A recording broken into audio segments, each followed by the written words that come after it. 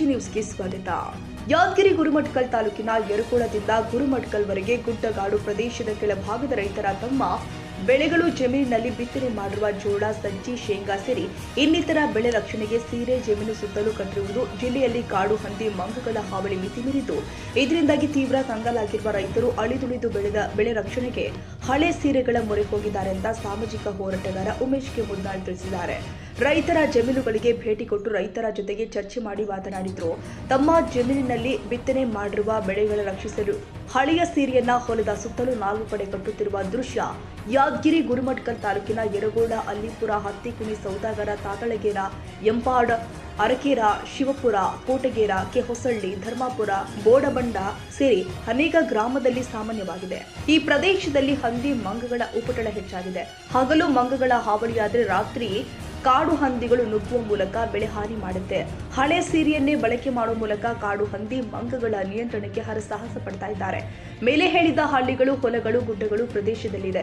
ಕಾಡು ಹಂದಿ, ಮಂಗಗಳ ಹಾವಳಿ ಮಿತಿಮೀರಿದ ಪರಿಣಾಮ ರೈತರು ಸಂಕಷ್ಟಕ್ಕೆ ಸಿಲುಕಿದ್ದಾರೆ.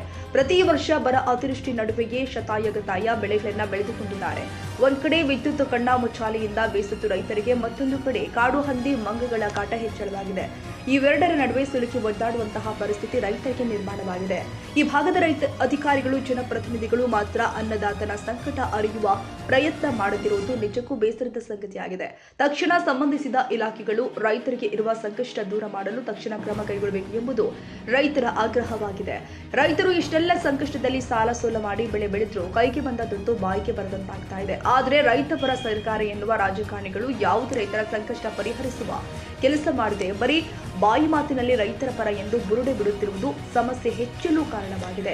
ಇನ್ನಾದರೂ ಜಿಲ್ಲಾಡಳಿತ ತಕ್ಷಣ ಸಮಸ್ಯೆ ಗುರುತಿಸಿ ಇದಕ್ಕೆ ಪರಿಹಾರ ಕಂಡುಕೊಳ್ಳಬೇಕಾಗಿದೆ. ಇಲ್ಲವಾದಲ್ಲಿ ಅನ್ನದಾತರು ಮುಂದಿನ ದಿನದಲ್ಲಿ ಸಿಡಿದೇಳುವ ಸಾಧ್ಯತೆ ತಳ್ಳಿ ಹಾಕುವಂತಿಲ್ಲ ಎಂದರು. ಇದೇ ಸಂದರ್ಭದಲ್ಲಿ ಶಮಸುದ್ದೀನ್, ಅಬ್ಬಾಸ್ ಅಲಿ, ಪವನ, ಮಲ್ಲೇಶಿ, ಸಣ್ಣ ಶರಣಪ್ಪ, ಸಿದ್ದಪ್ಪ, ದಸ್ತಗಿರಿ, ರಮೇಶ, ನಿಂಗಪ್ಪ, ಸಿದ್ದರಾಮಪ್ಪ, ತಳವಾರ್, ಪರಮೇಶ್ ರಾಠೋಡ್, ಶಿವು, ಹತ್ತಿಕುಣಿ, ಹನುಮಂತ, ಯಂಕಪ್ಪ ಸೇರಿ ಅನೇಕ ರೈತರು ಉಪಸ್ಥಿತರಿದ್ದರು. Nizamuddin, Yadgiri, AG news.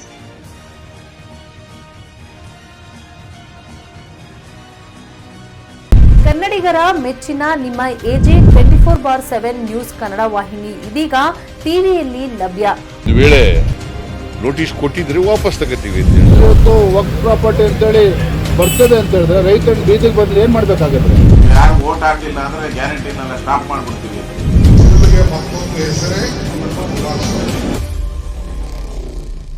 ಕರ್ನಾಟಕ ಮತ್ತು ದೇಶ ವಿದೇಶ 360 ಡಿಗ್ರಿ ಸುದ್ದಿ ಹಾಗೂ ಉತ್ತರ ಕರ್ನಾಟಕ, ಬೆಳಗಾವಿ, ಬಾಗಲಕೋಟೆ, ಧಾರವಾಡ, ಹಾವೇರಿ, ಗದಗ, ಬಿಜಾಪುರ ಜಿಲ್ಲೆಯ ಕ್ಷಣ ಕ್ಷಣದ ವಿವರವನ್ನ ಪಡೆಯುವುದಕ್ಕೆ ಎಜೆ 24/7 ನ್ಯೂಸ್ ಕನ್ನಡ ವಾಹಿನಿಯನ್ನ ಲೈಕ್ ಮಾಡಿ, ವಿಡಿಯೋಗಳನ್ನ ಶೇರ್ ಮಾಡಿ, ಕಮೆಂಟ್ ಮಾಡುವ ಮೂಲಕ ನಮ್ಮ ವಾಹಿನಿಗೆ ಸಹಕಾರ ನೀಡಿ ಮತ್ತು ಚಾನೆಲ್ ಅನ್ನ ಸಬ್ಸ್ಕ್ರೈಬ್ ಮಾಡಿ.